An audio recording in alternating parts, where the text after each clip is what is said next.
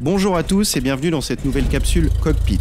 Et aujourd'hui, nous allons voir les principaux carburants utilisés en aviation. Alors, on va pas rentrer dans les détails, mais c'est important de les connaître afin de ne pas faire d'erreur lors de l'avitaillement. Et surtout, chaque carburant possède des caractéristiques propres qui sont importantes, notamment lors de ton calcul de masse et centrage. Il faut savoir qu'il existe deux principales catégories de carburant. On a tout ce qui est avgas, donc aviation gasoline, qui sont utilisés en général pour des avions légers de type monomoteur à piston. Et on a les carburants jet, aussi couramment appelés kérosène, destinés plutôt à des turbomachines ou à des aéronefs plus conséquents. Pour ton information, les avgas sont classés selon leur indice d'octane, c'est-à-dire selon leur capacité antidétonante. Pour ça, on s'appuie sur deux carburants étalons, l'heptane, qui est extrêmement détonant, donc avec un indice de 0, et l'isoctane, qui a un pouvoir antidétonant et son indice est proche de 100. Aujourd'hui, on recense 4 avgas différents, même si tu vas voir qu'on en exploite généralement plus que 2 à l'heure actuelle. Leur densité est en moyenne de 0,72 kg par litre. On a le 80-87 de couleur rosée, soit un pouvoir antidétonant équivalent à 80% d'isoctane et 20% d'heptane.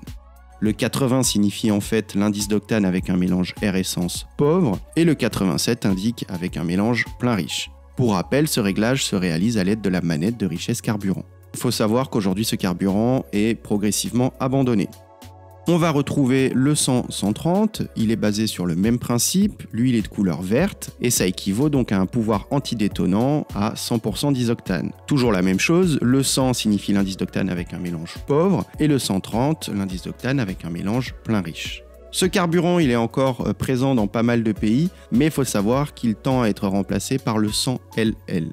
Donc le 100LL, lui, il est de couleur bleue. Il a également un pouvoir antidétonant équivalent à 100% d'isoctane. Mais on a rajouté un petit peu de plomb, d'où le terme LL pour Low Lead.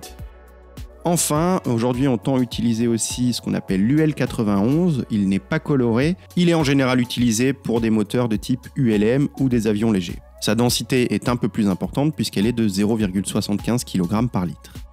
Évidemment, il est inutile de préciser que chaque moteur doit être utilisé avec le carburant demandé par le constructeur. Il est également important d'avoir en tête la densité du carburant que tu utilises puisqu'il va t'aider dans ton masse et centrage. Ainsi, si tu rajoutes 100 litres de 100 LL dans tes réservoirs, cela te rajoute 72 kg à ta masse au décollage. On va également passer rapidement sur les carburants dits jet. Ils possèdent une densité d'environ 0,78. On va trouver le jet A1 qui est le plus couramment utilisé. Pour information, il gèle à moins 47 degrés. Nous avons ensuite le jet A qui est un peu moins cher à l'exploitation et qui gèle à moins 40 degrés. Le jet B qui gèle à moins 50 degrés mais il est relativement moins utilisé puisqu'il est plus inflammable. Enfin, il existe de nombreux autres carburants comme des carburants à usage militaire tels que le JP8. Encore une fois, ici, l'idée, c'est pas de tout connaître, c'est plus pour ta culture générale aéronautique, mais ça peut t'aider aussi dans la préparation de tes vols, puisqu'on l'a vu, ça peut jouer sur ton masse et centrage, mais il faut aussi que tu vérifies que la plateforme sur laquelle tu trempes puisse posséder un moyen d'avitaillement avec le bon carburant. À bientôt sur Cockpit.